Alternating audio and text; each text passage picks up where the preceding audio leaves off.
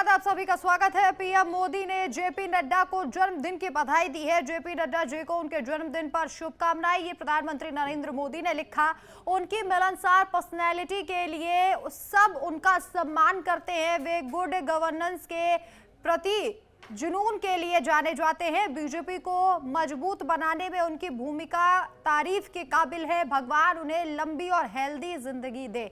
ये प्रधानमंत्री नरेंद्र मोदी ने लिखा। तो आज बीजेपी के राष्ट्रीय अध्यक्ष जेपी नड्डा का जन्मदिन है और उन्हें बधाई जो है वो प्रधानमंत्री नरेंद्र मोदी ने एक्स सोशल मीडिया पर दी है। उन्होंने लिखा है कि जेपी नड्डा जी को शुभकामनाएं। उनकी पर्सनैलिटी सबके लिए उनका सम्मान है और वे गुड गवर्नेंस के प्रति जुनून के लिए जाने जाते हैं। बीजेपी को मजबूत बनाने में उनकी भूमिका तारीफ के काबिल है। भगवान उन्हें लंबी और हेल्दी जिंदगी दे।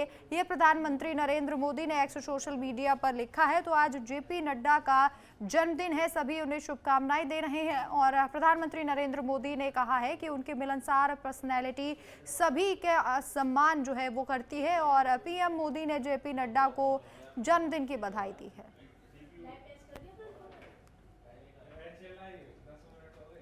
और यूपी से जानकारी, जहां योगी कैबिनेट की आज अहम बैठक है। सुबह 11 बजे लोक भवन में ये बैठक होनी है।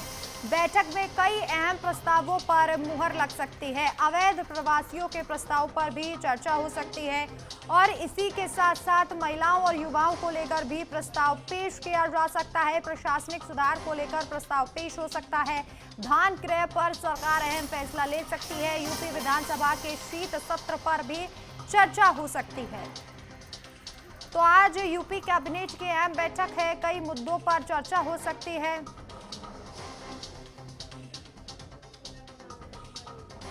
तो इस बैठक में कई अहम प्रस्तावों पर मुहर लग सकती है। लोक भवन में ये बैठक होगी। अवैध प्रवासियों के प्रस्ताव पर मुहर लग सकती है। ये प्रस्ताव पेश किया जाएगा। महिलाओं और युवाओं को लेकर प्रस्ताव पेश किए जाएंगे।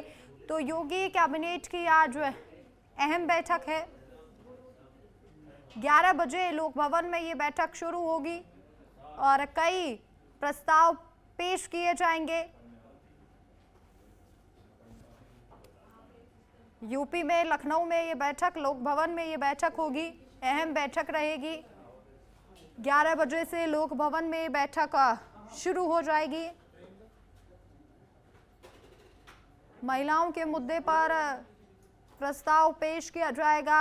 अवैध प्रवासियों को लेकर भी प्रस्ताव जो है वो पेश किया जा सकता है।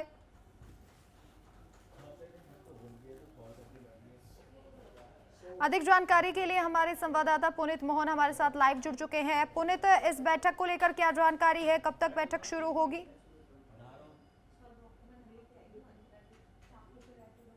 जी बिल्कुल, देखिए जिस तरीके से आज राजधानी लखनऊ में सीएम योगी आदित्यनाथ की अध्यक्षता में कैबिनेट की बैठक है, ऐसे में कई अहम प्रस्तावों पर मुहर लग सकती है, जिसमें जो सबसे मुख्य प्रस्ताव है अयोध्या में राम मंदिर संग्रहालय का निर्माण होना है। उसके लिए बजट की अवस्थापना का प्रस्ताव रखा जाएगा और राम मंदिर संग्रहालय जो अयोध्या में बनना है वो काफी भव्य होगा, जिसमें प्रभु श्री राम से जुड़ी हुई जो स्मृतियां हैं वो रहेंगी। 500 साल का इतिहास रहेगा। उसके बजट की अवस्थापना का आज प्रस्ताव रखा जाएगा।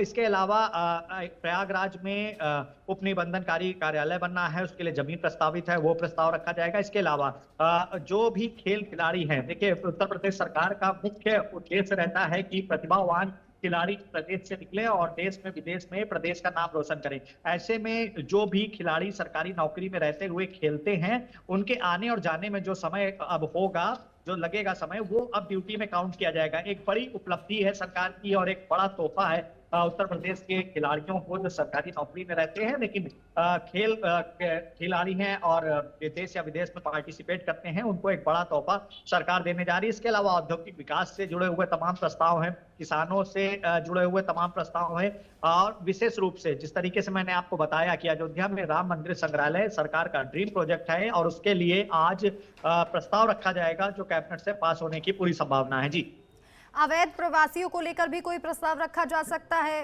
पुनीत? देखिए उत्तर प्रदेश में अवैध प्रवासी अब नहीं रह पाएंगे। योगी सरकार ने बिल्कुल पूरी तरीके से स्पष्ट कर दिया है और इसके लिए जगह जगह अगर आप देखें तो जिलों में डीएम को भी स्पष्ट निर्देश जारी कर दिए गए। कई जिलों में एसपी, डीएम, एसएसपी छापेमारी कर रहे हैं। ऐसे में अवैध प्रवासियों के प्रस्ताव पर आज मुहर लगेगी वो लोग जिनके पास में देश की या प्रदेश की नागरिकता नहीं है, और जो यहाँ टूरिस्ट वीजा पर आए थे, जो यहाँ अवैध तरीके से रह रहे हैं, अब उनके लिए डिटेंशन सेंटर बनाया जाएगा। और प्रवासियों को जब तक कि उनके पूरे कागज पूरे नहीं हो जाते उनके मूल देश वापस भेजने के लिए, तब तक वो डिटेंशन सेंटर में रहेंगे। उसका पूरा रख रखाव, सारा खर्चा तब तक सरकार उठाएगी। इसके लिए आज प्रस्ताव रखा जाएगा और इसके पूर्ण पारित होने की पूरी संभावनाएं हैं। जी पुनीत, महिलाओं के लिए और युवाओं के लिए भी कोई प्रस्ताव पेश होगा? देखिए, महिला कल्याण योजना के तहत तमाम जो योजनाएं प्रस्तावित हैं, आज उसका प्रस्ताव कैबिनेट में रखा जाएगा। और युवाओं के लिए रोजगार को लेकर के जिस तरीके से उत्तर प्रदेश सरकार ने आउटसोर्सिंग का एक नियम बनाया था, उस नियम में भी कई बदलाव किए गए, उसके प्रस्ताव है। युवाओं, महिलाओं और किसानों से रिलेटेड तमाम प्रस्ताव आज कैबिनेट बैठक में रखे जाएंगे, जिस पर मुहर लगेगी। जी पुनीत, चूंकि आज मुख्यमंत्री को काशी भी पहुंचना है, तो कब तक ये बैठक शुरू हो जाएगी और कितनी देर ये बैठक चलेगी? देखिए, 11 बजे लोक भवन में ये बैठक स्टार्ट हो जाएगी और 11:45 पर समाप्त हो जाएगी, क्योंकि आज मुख्यमंत्री, उप मुख्यमंत्री ब्रजेश पाठक काशी के दौरे पर हैं। इसके बाद सीधे मुख्यमंत्री काशी के लिए निकलेंगे। ऐसे में ये बैठक लगभग 45 मिनट चलेगी। 20 से ज्यादा प्रस्ताव रखे जाएंगे, जिसमें उम्मीद है कि मैक्सिमम प्रस्ताव पारित होने की पूरी संभावनाएं हैं। जी ठीक है पुनीत, बहुत बहुत शुक्रिया तमाम जानकारी के लिए आपका। आगे बढ़ते हैं। सीएम योगी आदित्यनाथ का आज वाराणसी का दौरा है। काशी तमिल संगमम में शामिल मुख्यमंत्री योगी होंगे। वाराणसी के नमो घाट पर यह कार्यक्रम होगा, जिसका शुभारंभ किया जाएगा। और केंद्रीय शिक्षा मंत्री धर्मेंद्र प्रधान भी शामिल होंगे। तमिलनाडु के राज्यपाल RN रवि भी उपस्थित होंगे। तो आज नमो घाट पर इस कार्यक्रम का शुभारंभ होगा। केंद्रीय शिक्षा मंत्री धर्मेंद्र प्रधान भी शामिल होंगे। तमिलनाडु के राज्यपाल RN रवि भी उपस्थित रहेंगे। तो आज काशी में पहुंचेंगे मुख्यमंत्री योगी आदित्यनाथ। वाराणसी का ये दौरा है। वाराणसी के दौरे में कई प्रमुख कार्यक्रम काशी तमिल संगमम में शामिल मुख्यमंत्री योगी आदित्यनाथ होंगे और नमो घाट पर इस कार्यक्रम का शुभारंभ होगा। केंद्रीय शिक्षा मंत्री धर्मेंद्र प्रधान भी इस कार्यक्रम में मौजूद रहेंगे। तमिलनाडु के राज्यपाल RN रवि भी उपस्थित रहेंगे।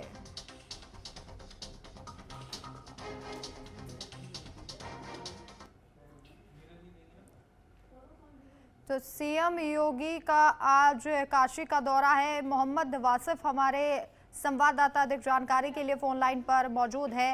वासिफ, क्या कुछ जानकारी मिल रही है मुख्यमंत्री के कार्यक्रम को लेकर? क्या कार्यक्रम रहेंगे, कब तक पहुंचेंगे, विस्तार से जानकारी दीजिए। जी राखी, मैं आपको बता दूं कि मुख्यमंत्री योगी आदित्यनाथ आज काशी तमिल संगमम के चौथे संस्करण के भव्य शुभारंभ में वाराणसी पहुंचेंगे और मुख्यमंत्री के साथ केंद्रीय शिक्षा मंत्री धर्मेंद्र प्रधान, तमिलनाडु के राज्यपाल, पांडिचेरी के उपराज्यपाल समेत अन्य विशिष्टजन भी इस तमिल संगमम के चौथे संस्करण में पहुंचेंगे। और मुख्यमंत्री सबसे पहले पुलिस लाइन आएंगे, वहां से सर्किट हाउस जाएंगे, जहां पे वो बैठक भी कर सकते हैं।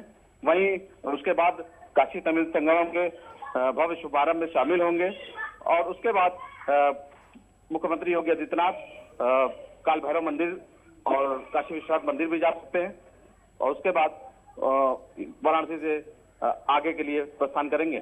जी वासिफ, सुरक्षा और स्वागत की कैसी तैयारियां हैं? जी, सुरक्षा व्यवस्था के पुख्ता इंतजाम किए गए हैं। वहीं स्वागत के लिए आपको बता दें, काशी तमिल संगमम की ये चौथे संस्करण का जो आज भव्य शुभारंभ होने वाला है, यह जो संगमम है वो 2 दिसंबर से 15 दिसंबर तक चलेगा। इसमें शामिल होने के लिए पहला डेलीगेट जो है वो वाराणसी पहुंच चुका है। और आपको बता दें, इस तमिल संगमम में 1400 से अधिक प्रतिनिधि शामिल होंगे और ये भव्य कहीं ना कहीं ये तमिल करकलम, आइए तमिल सीखें, तमिल भाषा को पर आधारित ये पूरा संगमम है। और इस संगमम में की बात की जाए तो इसमें जो छात्र हैं वो शामिल होंगे जो आज वाराणसी पहुंच चुके हैं। और वाराणसी में 50 से अधिक शिक्षक जो हैं वो आ रहे हैं तमिलनाडु से, जो वाराणसी के विभिन्न विद्यालयों में जाकर तमिल भाषा को प्रमोट करेंगे, तमिल एक मॉड्यूल पेश करेंगे। और उत्तर प्रदेश से की अगर बात की जाए तो उत्तर प्रदेश से 300 से भी अधिक छात्र तमिलनाडु जाएंगे, जो वहां पर अलग अलग यूनिवर्सिटी में एक मॉड्यूल पेश करेंगे। जी क्या समय बताया जा रहा है जो मुख्यमंत्री का आगमन काशी में होगा? देखिए, आज शाम 5 बजे नमो घाट पर तमिल संगमम का भव्य शुभारंभ होगा, जिसमें मुख्यमंत्री योगी आदित्यनाथ शामिल होंगे। जी। क्या कोई अन्य बैठकें भी हैं जिसमें मुख्यमंत्री योगी आदित्यनाथ शामिल होंगे विकास कार्यों को लेकर? देखिए, सबसे पहले मुख्यमंत्री योगी आदित्यनाथ पुलिस लाइन आएंगे, जहां से वो सर्किट हाउस जाएंगे। सर्किट हाउस में वो अधिकारियों के साथ बैठक कर सकते हैं। जी, बहुत बहुत शुक्रिया वासिफ, तमाम जानकारी के लिए आपका। और वहीं सीएम योगी आदित्यनाथ ने एक्स सोशल मीडिया पर पोस्ट किया है, आज से काशी तमिल संगमम का आरंभ हो रहा है। काशी तमिल संगमम का साक्षी बनूंगा, चतुर्थ संस्करण का साक्षी बनूंगा, सभी सम्मानित अतिथिगण का स्वागत अभिनंदन, ये योगी आदित्यनाथ ने लिखा है।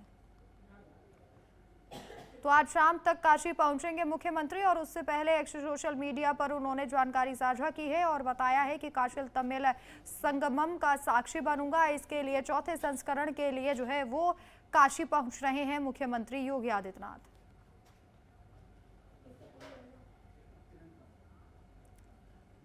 चलिए यहाँ रुकेंगे एक छोटे से ब्रेक के लिए, जल्द वापस लौटेंगे।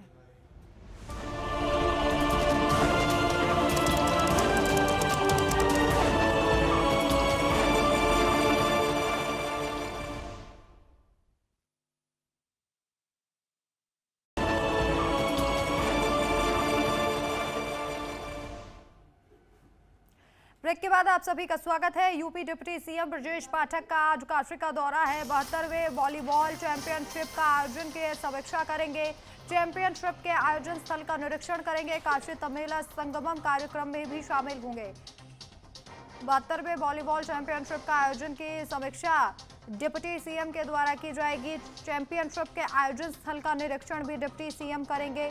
काशी तमिल संगमम कार्यक्रम में शामिल होंगे डिप्टी सीएम ब्रजेश पाठक का ये काशी का दौरा है। आज मुख्यमंत्री भी शाम तक काशी पहुंच जाएंगे और यहां पर कई कार्यक्रम हैं। डिप्टी सीएम सबसे पहले 72वें वॉलीबॉल चैंपियनशिप के आयोजन की समीक्षा करेंगे और उसके बाद सीधे काशी तमिल संगमम कार्यक्रम में पहुंचेंगे। तो आज डिप्टी सीएम के कार्यक्रम आपको बता रहे हैं। डिप्टी सीएम ब्रजेश पाठक काशी पहुंचेंगे, 72वें वॉलीबॉल चैंपियनशिप के आयोजन की समीक्षा करेंगे।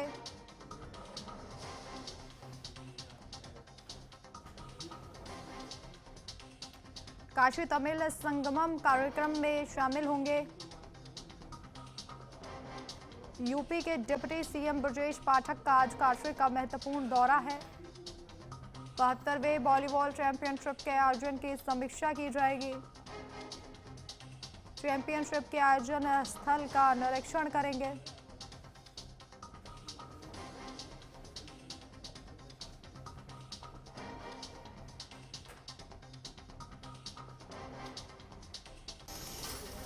और वहीं दिल्ली में रैन बसेरे में भीषण आग लग गई है। वसंत विहार के रैन बसेरे में यह आग लगी है। आग की चपेट में आने से 2 लोगों की मौत हो गई है। तो दिल्ली के रैन बसेरे में भीषण आग लगी। वसंत विहार के रैन बसेरे में यह भीषण आग लगी है और इस हादसे में 2 लोगों की मौत हो गई है। आग की चपेट में आने से 2 लोगों की मौत हो गई है। दिल्ली में रैन बसेरे में भीषण आग लगी। आग की जद में आने से 2 लोगों की मौत हो गई है। वसंत विहार के रैन बसेरे में यह आग लगी है। आग किस कारण लगी इसकी जांच लगातार जारी है, लेकिन दुखद खबर यह है कि इस आग की जद में आने से 2 लोगों की मौत हो गई है। तो वसंत विहार के रैन बसेरे में आग लगी। तस्वीर आप देख सकते हैं आग कितनी भीषण है और इस आग की जद में आने से 2 लोगों की मौत हो गई है। अचानक ये आग लगी जिसके बाद अफरा तफरी का माहौल और उसके बाद 2 लोग इस आग की चपेट में आए जिनकी मौत हो गई। किरण पाल हमारे संवाददाता एक जानकारी के लिए, कहां पर ये आग लगी है, कौन सा इलाका है, क्या जानकारी? राखी, ये वसंत विहार का कूल कैंप इलाका है जहां पर रैन बसेरा था। और अगर हम बात करें तो ये जो रैन बसेरा है ये एक SPYM NGO द्वारा संचालित किया जा रहा था। और पुलिस को देर रात करीबन 2:15 बजे आग की सूचना मिली थी, जिसके बाद फायर ब्रिगेड व अन्य दस्तों को फोन किया गया। फायर ब्रिगेड की आग की सूचना मिलते ही फायर ब्रिगेड की 4 गाड़ियां मौके पर पहुंची। जब इन झुलसे हुए लोगों को निकाला गया और अस्पताल भेजा गया तो इनमें से 2 लोगों को डॉक्टरों ने मृत घोषित कर दिया, जो बहुत ज्यादा जल गए थे। जिनकी जो मृतक हैं उनकी पहचान अर्जुन 18 साल और विकास 42 साल के रूप में हुई है। पुलिस ने बताया कि क्या नाम है, आग के कारण लगने का कारण नहीं पता चल पाया है, उनकी जांच की जा रही है। और घटना के समय रैन बसेरे के अंदर 7 लोग सो रहे थे। किरण, किन कारणों के चलते ये आग लगी, क्या जानकारी? देखिए, इस चीज की जांच चल रही है, कारणों का नहीं पता चल पाया है कि ये आग आखिर लगी कैसे। कितने लोग इस हादसे में घायल हुए हैं किरण पाल? 7 लोग इस रैन बसेरे में उस समय सो रहे थे, जिसमें 2 लोग बहुत बुरी तरीके से झुलस गए और उनकी मौत हो गई है। बाकी जो अन्य 5 लोग हैं वो भी झुलसे हुए हैं, उनकी भी हालत गंभीर बनी हुई है, परंतु अभी वो जिंदा है और उनका इलाज चल रहा है। अभी स्थिति वहां पर कैसी है किरण पाल, सब कंट्रोल में है? जी बिल्कुल, वो अभी दमकल की जो गाड़ियां मौके पर जल्द पहुंची थी उन्होंने सभी कंट्रोल में ले लिया था, परंतु आग रैन बसेरे के अंदर प्लास्टिक, कपड़े, इनकी वजह से आग अपने विकराल रूप में थी, जिसके कारण जो शेल्टर होम है वो तुरंत जल के राख हो गया। बहुत बहुत शुक्रिया तमाम जानकारी के लिए। लखनऊ के थाना चौक क्षेत्र के सुभाष मार्ग पर रुई की दुकान में अचानक आग लग गई। आग लगने के कारण इलाके में हड़कंप मच गया। सूचना मिलते ही पुलिस और फायर ब्रिगेड की टीम मौके पर पहुंची। दमकल कर्मियों की तत्परता और पुलिस की सक्रियता से बड़ा हादसा टल गया। फिलहाल आग लगने के कारणों की जांच जारी है। किसी के हताहत या संपत्ति के नुकसान की कोई जानकारी नहीं है। तो रुई की दुकान में अचानक आग लग गई। हालांकि गनीमत ये रही कि कोई बड़ा हादसा नहीं हुआ। पुलिस और दमकल विभाग की टीम मौके पर पहुंची। आग किन कारणों से लगी इसकी जांच की जा रही है। फिलहाल किसी के हताहत होने की कोई खबर नहीं है। तो लखनऊ की यह खबर है जहां पर रुई की दुकान में अचानक आग लग गई। आग किस कारण लगी है इसकी जांच लगातार जारी है। गनीमत ये रही कि किसी के हताहत होने की कोई खबर अभी तक सामने नहीं आई है।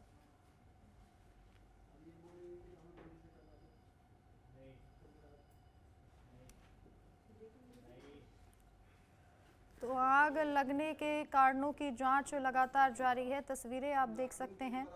दुकान का सामान हालांकि जलकर खाक हो गया। मौके पर पुलिस बल और दमकल विभाग की गाड़ी वहां पर पहुंची। आग पर जैसे तैसे काबू पाया गया।